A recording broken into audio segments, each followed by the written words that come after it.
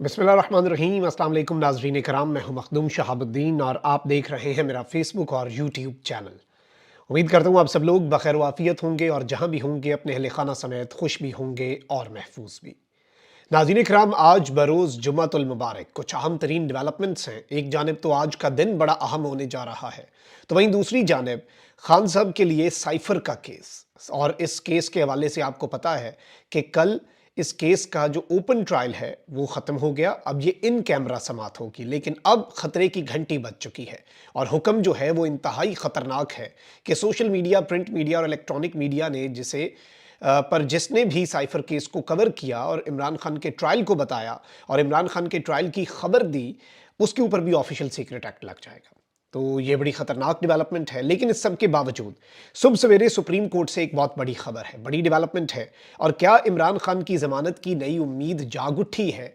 इस हवाले से इमरान खान साहब का जो केस सुनना था सुप्रीम कोर्ट ने, जिस बेंच ने ये सुनना था, वो बेंच तब्दील हो गया। ये मामला क्या है, ये डिटेल्स भी आपके सामने रखनी है। फैसल वाडा साहब का आपको पता है कि बहुत ज़्यादा वाक़िफ़ हाल हैं, निज़ाम के करीब हैं, ताकतवर लोगों के बहुत करीब हैं और ख़बर होती है उनके पास, क्योंकि ज़ाहिर बात है जो जहाँ पर ताकत लाई करती है, अगर आपको उसका क़ुर्ब हासिल है, देन यू हैव न्यूज़ और आपके पास फ़र्स्ट हैंड इन्फॉर्मेशन होती है। तो आप बहुत दफ़ा डायरेक्टली या इनडायरेक्टली उनके जो थॉट प्रोसेस है या फिर जो कुछ चल रहा है, आप उसे भी एक्सप्रेस कर बैठते हैं। तो फैसल वाडा साहब जो हैं, उन्होंने नून लीग पर चढ़ाई कर दी है और नून लीग पर अच्छी खासी चढ़ाई की है और कहा है कि हमने तो मैदान खुला छोड़ा था नून लीग के लिए, अब वो उसके बावजूद भी अव्वल नहीं आ रहे, तो फिर अब हम और क्या कर सकते हैं। मतलब यूँ लग रहा है कि कहीं पर हाथ खड़े हो रहे हैं और पब्लिक की पल्स को कहीं पर समझा जा रहा है। इस पर भी बात करेंगे और आगाज़ हम कर लेते हैं बिलावल भुट्टो ज़रदारी और पीपल्स पार्टी के हवाले से। पीपल्स पार्टी के अंदर एक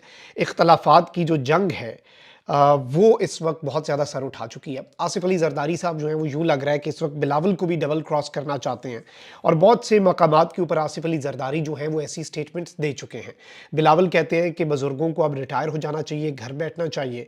आसिफ अली ज़रदारी ने इवन ये तक कह दिया कि बिलावल तो पीपल्स पार्टी जो 3 पी हैं, पाकिस्तान पीपल्स पार्टी का चेयरमैन है बिलावल।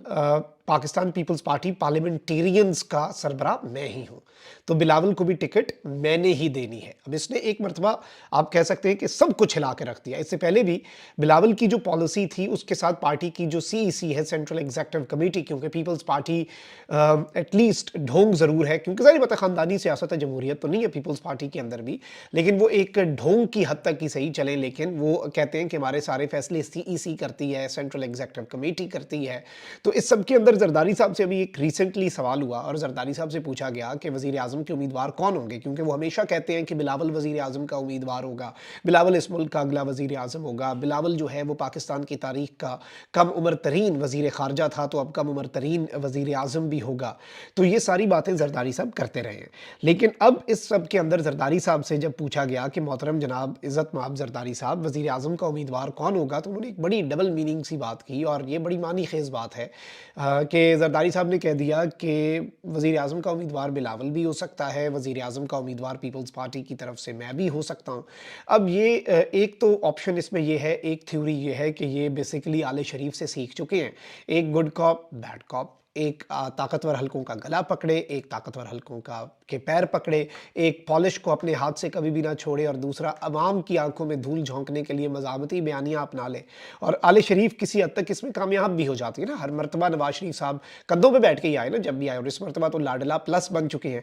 लेकिन जरदारी साहब यूँ लग रहा है कि डबल क्रॉस भी कर रहे हैं और ऑल्दो पीपल्स पार्टी अभी भी यही कह रही है कि हमें लेवल प्लेइंग फील्ड के हवाले से एतराज़ात हैं, लेकिन इतने भी नहीं है।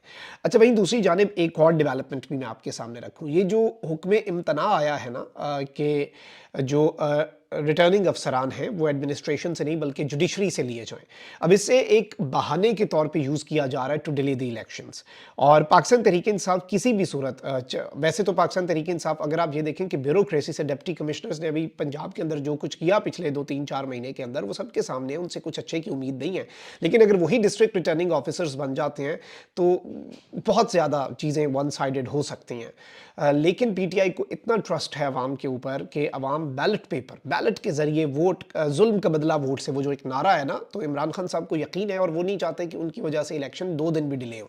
تو اب اس ساری کی ساری سچویشن میں پاکستان تحریک انصاف کی طرف سے امید ہے کہ پاکستان تحریک انصاف شاید لاہور ہائی کورٹ سے اپنی یہ پٹیشن ہی واپس لے لے. آج اس کی سماعت ہونی ہے لارجر بینچ کے سامنے، تو شاید یہ پٹیشن بھی پاکستان تحریک انصاف کی طرف سے واپس لے لی جائے. میں چونکہ صبح سویرے آپ کے سامنے مخاطب ہوں، تو obviously ہو سکتا ہے جب تک آپ دیکھیں کہ تو اس وقت بھی ہو جائے، کیونکہ اس میں پاکستان تحریک انصاف کے سینئر رہنما بیرسٹر علی ظفر، انہوں نے بھی کہا ہے کہ لاہور ہائی کورٹ سے حکم امتناع کے باعث الیکشن میں تاخیر کا خدشہ ہے. میرا خیال ہے کہ ہم لاہور ہائی کورٹ سے اپنی درخواست واپس لے لیں گے. اور انہوں نے کہا کہ لاہور ہائی کورٹ سے حکم امتناع کے حوالے سے پی ٹی آئی پر تنقید تھوڑی سی صحیح لگتی ہے کہ یہ ہم سے تھوڑا سا آگے پیچھے ہو گیا ہے کام، لیکن وہی بات ہے کہ آگے کنواں پیچھے کھائی، ایک الیکشن نہیں ہو رہے ورنہ دوسرا ایڈمنسٹریشن سے اگر، اور میں نے ویسے کل اپنے ویلاگ میں کہا تھا کہ ججز کو ڈی آر اوز لگانا ہے.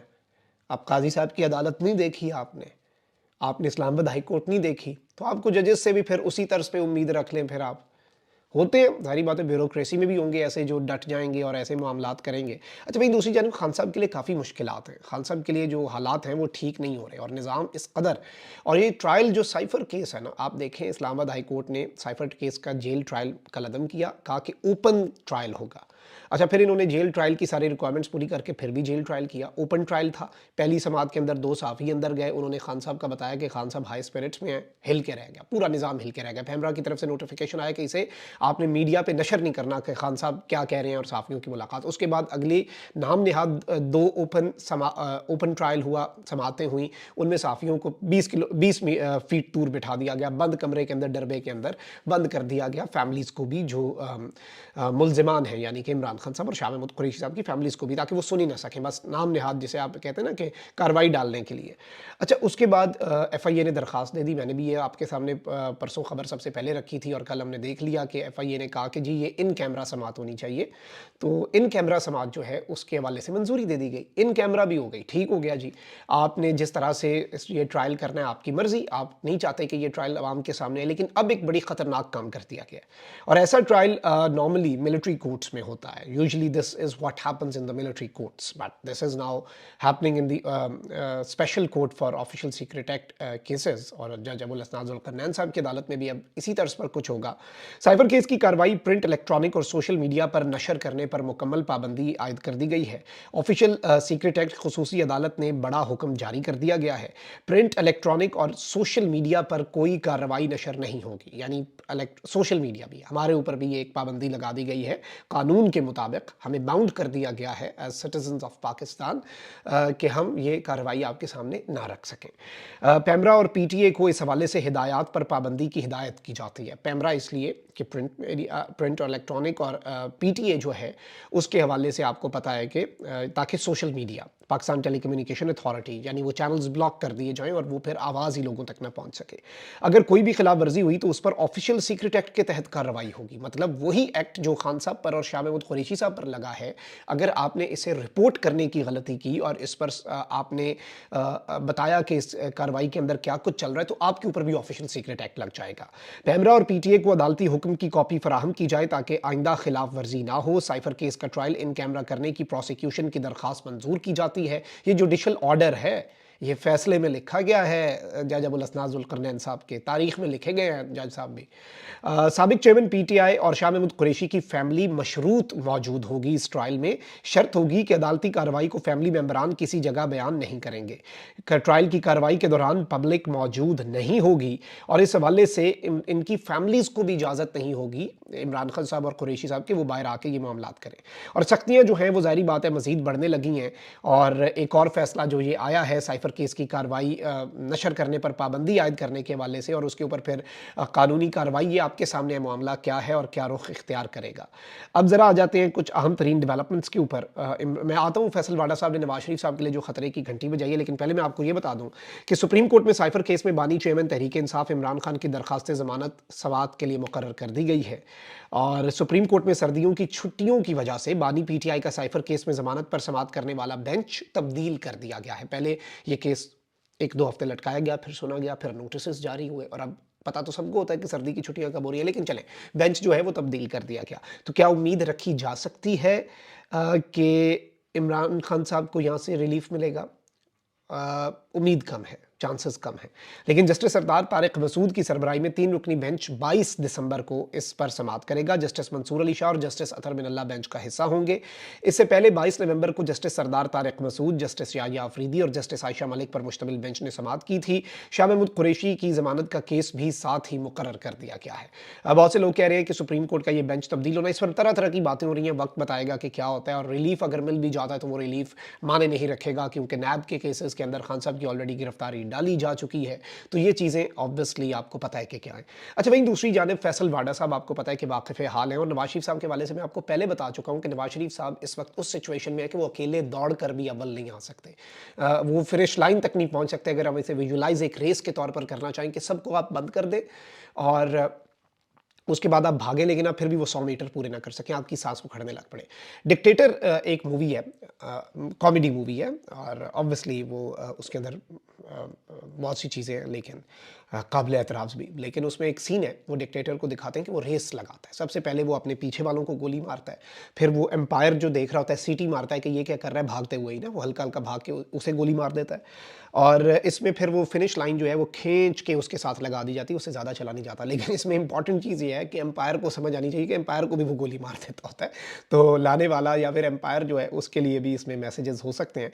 लेकिन फैसल वाडा साहब ने एक बड़ी आम बात की है। फैसल वाडा साहब जो है वो वाक़फ़े हाल हैं, मैं इसलिए उनका बड़ी कदर करता हूँ और बड़ी उन्हें कदर की निगाह से देखता हूँ, क्योंकि जिसके पास खबर होती है ना, जो वाक़फ़े हाल होता है, जो मामलात को करीब से देख रहा होता है, जो जिसे कहते हैं प्रॉक्सिमिटी टू पावर, वो बड़ी इंपॉर्टेंट होती है जब आप किसी की बात समझ रहे होते हैं। अब उन्होंने एक बात कही है, मैदान खाली है, नून लीग फिर भी चौथे नंबर पर आ रही है, तो मैं क्या कर सकता हूँ। मैदान खाली है, नून लीग फिर भी पहले नंबर पर नहीं आती, तो हम जिम्मेदार नहीं। फैसल वाडा ने हाथ खड़े कर दिए। मैं क्या कर सकता हूँ, अगर नून लीग मैदान खाली के बावजूद पहले नंबर पर नहीं आ रही, तो हम क्या कर सकते हैं। ये बड़ा इंपॉर्टेंट जुमला है, आप इसकी अपनी अपनी इंटरप्रिटेशन करें। कि वाडा साहब ने हाथ खुद खड़े कर दिए, क्योंकि वाडा साहब से तो नून लीग को कोई उम्मीद नहीं होगी या किसी के बिहाफ पे की हैं। ये क्या हो सकता है, ये मैं आप पे छोड़ता हूँ। तज्ज़िया आज आप करें, कमेंट सेक्शन में मुझे बताइएगा। अपना बहुत ख्याल रखिए। अल्लाह निगहबान, पाकिस्तान ज़िंदाबाद।